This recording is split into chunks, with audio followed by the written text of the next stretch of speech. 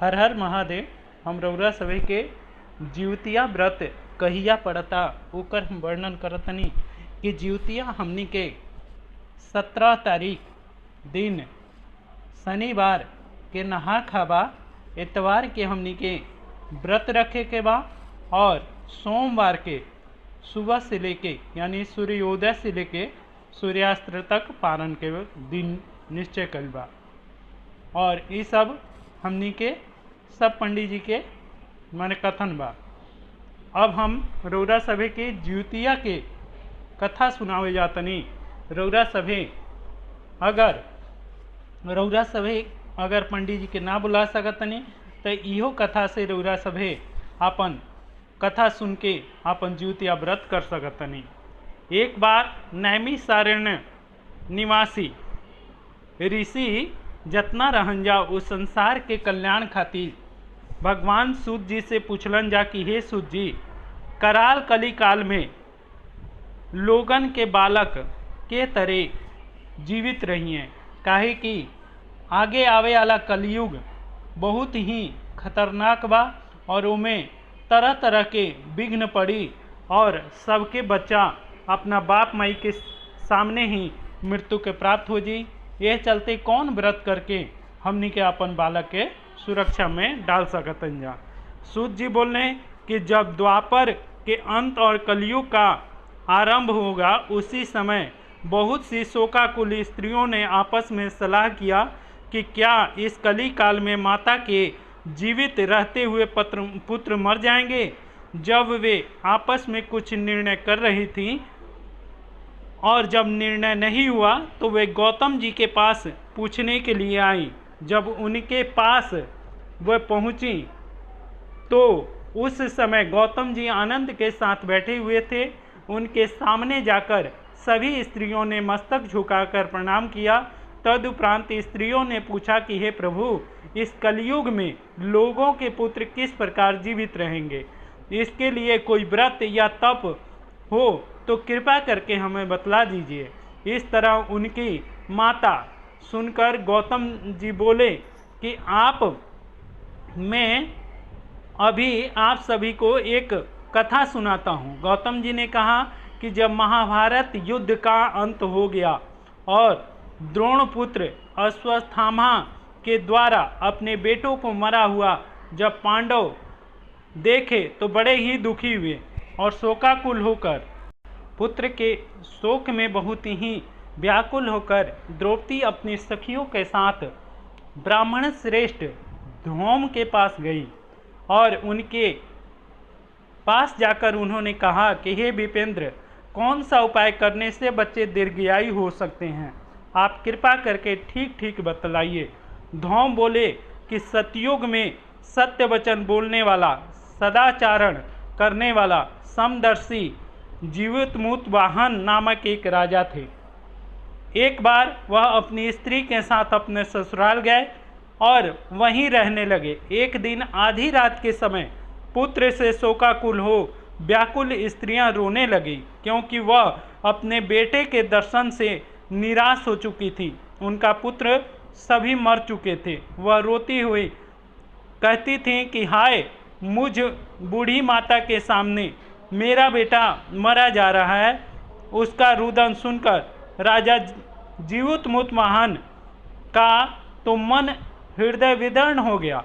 वह तत्काल उस स्त्री के पास गए और उससे पूछा कि तुम्हारा बेटा कैसे मरा। बूढ़ी ने कहा कि गरुण प्रतिदिन आकर गांव के लड़कों को खा जाया करते हैं।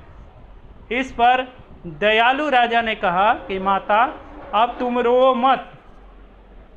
जहां गरुण आकर प्रतिदिन मांस खाया करते हैं उसी समय आप मुझे वहां ले जाने का प्रयत्न कीजिए।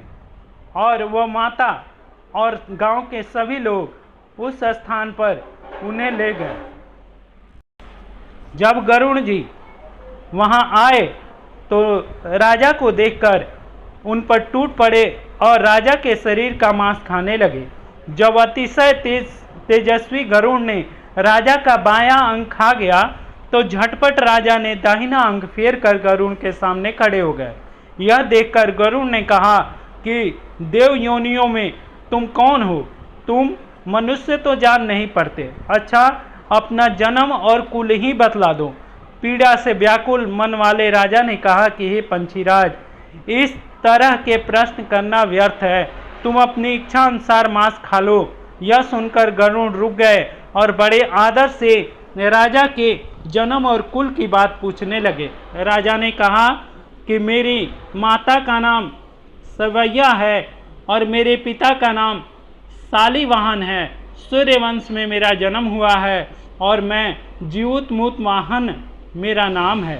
राजा की दयालुता देखकर गरुड़ ने कहा कि हे महाभाव, तुम्हारे मन में जो अभिलाषा हो वह हमसे वर मांग लो। राजा ने कहा कि हे पंछीराज, यदि आप मुझे वर देना ही चाहते हैं तो यह वर दीजिए कि आपने अब तक जिन प्राणियों को खाया है वे सब जीवित हो जाएं। हे स्वामी, सबसे पहले आप यहाँ बालकों को कभी भी ना खाएं और कोई ऐसा उपाय करें जिससे वे सभी पुत्र फिर से जीवित हो जाएं। धौम्य जी ने कहा कि पंछीराज गरुड़ को यह बहुत ही सोचनीय बात पड़ गई और वे राजा पर दया करके उन्हें वरदान देकर स्वयं अमृत लेने के लिए नागलोक चले गए। वहां से अमृत लाकर उन्होंने उन मरे हुए मनुष्यों की हड्डियों पर बरसा दिया। ऐसा करने से सब लोग जीवित हो गए जिनको कि पहले गरुड़ ने खाया था। राजा के त्याग और गरुड़ की कृपा से वहाँ वालों का सब कष्ट दूर हो गया। उस समय राजा के शरीर की शोभा दुगनी हो गई और राजा की दयालुता को देखकर गरुड़ ने फिर कहा कि मैं संसार कल्याणार्थ एक और वरदान तुम्हें देता हूँ। आज अश्वनी कृष्ण सप्तमी के रहित शुभ अष्टमी तिथि है। आज ही तुमने यहाँ की प्रजा को जीवन दान दिया है। हे वत्स, अब से वह दिन ब्रह्माव हो गया है जो मूर्ति भेद से विविध नामों से विख्यात है।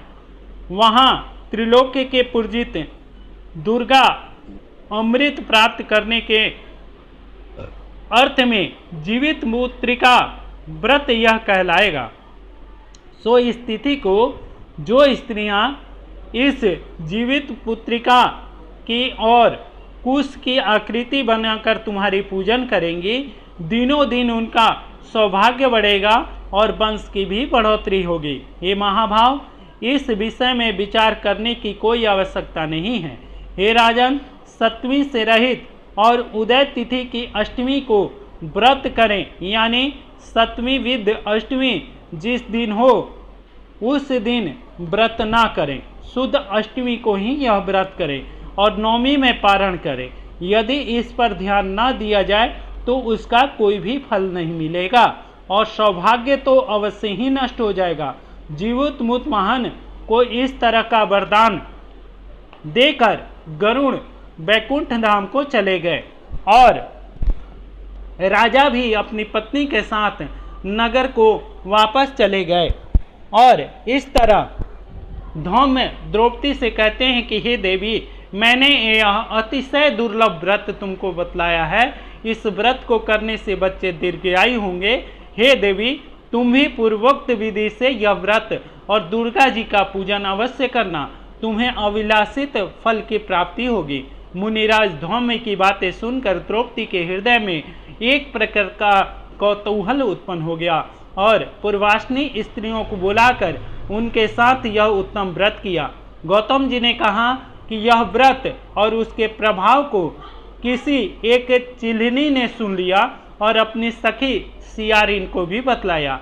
उसके बाद पीपल वृक्ष की शाखा पर बैठकर चिल्हनी ने और उस वृक्ष की खोते में बैठकर सियारिन ने भी व्रत किया। फिर वही चिल्हनी किसी समय किसी उत्तम ब्राह्मण के मुख से यह सब कथा जो हमने आपको सुनाई वह सब कथा सुना और पीपल के खोते में बैठी हुई अपनी सखी को भी सुना दिया। सियारिन ने आधी कथा सुनी कि उसे भूख लग गया और वह उसी समय 100 से भरे हुए शमशान में पहुंच गई। वहां उसने इच्छा भर मांस का भोजन किया और चिल्हनी बिना कुछ खाए पिए रह गई। और सवेरा हो गया। सवेरे वह गौशाला में गई जो चिल्हनी थी और वहां गौ का दूध पिया। इस तरह 9वीं को उसने पारण किया। कुछ दिन बाद दोनों मर गईं और अयोध्या में किसी धनी व्यापारी के घर जन्मी। संयोग से उन दोनों का जन्म एक ही घर में हुआ, जिसमें सियारिन ज्येष्ठ बहन बनी और चिल्हनी छोटी बहन। दोनों सभी शुभ लक्षणों से युक्त थी, इसलिए बड़ी लड़की काशीराज के और छोटी उनके मंत्री के साथ ग्रहतव्य के साथ अग्नि के सामने विधि पूर्वक ब्याह दी गई। जन्म के कर्म फल से वह मृगनयनी रानी हुई। किसी किसी भी संतान को उत्पन्न करती थी, पर सियारिन जो संतान उत्पन्न करती वह मर जाता। पूर्व जन्म की बातों को स्मरण करने वाली मंत्री की पत्नी यानी चिल्हनी 8 वसुओं के सदृश तेजस्वी 8 पुत्रों को उत्पन्न किया और सभी जीवित रह गए। अपनी बहन के पुत्रों को जीवित देखकर ईर्ष्यावश राजपत्नी ने अपनी स्वामी से कहा कि यदि तुम मुझे जीवित रखना चाहते हो तो इस मंत्री के पुत्रों को इसी जगह ले जाकर उस जगह भेज दो जहां पर मेरे बेटे गए हैं, अर्थात उन्हें मार डालो। यह सुनकर राजा ने उस मंत्री के पुत्रों को मारने के लिए कई प्रकार के उद्योग किए, पर मंत्री पत्नी ने जीवित पुत्रिका के पुण्य फल से बचा लिया। एक दिन राजा ने अपने आदमियों से उन पुत्रों का सिर कटवा कर पिटारी में रखवाया और वह पिटारी उसकी माता यानी मंत्री पत्नी को भेज दिया। किंतु वे 8 सिर बेशकीमती जवाहरात के साथ भर गया और भले चंगे वे 8 लड़के अपनी माता के पास वापस आ गए।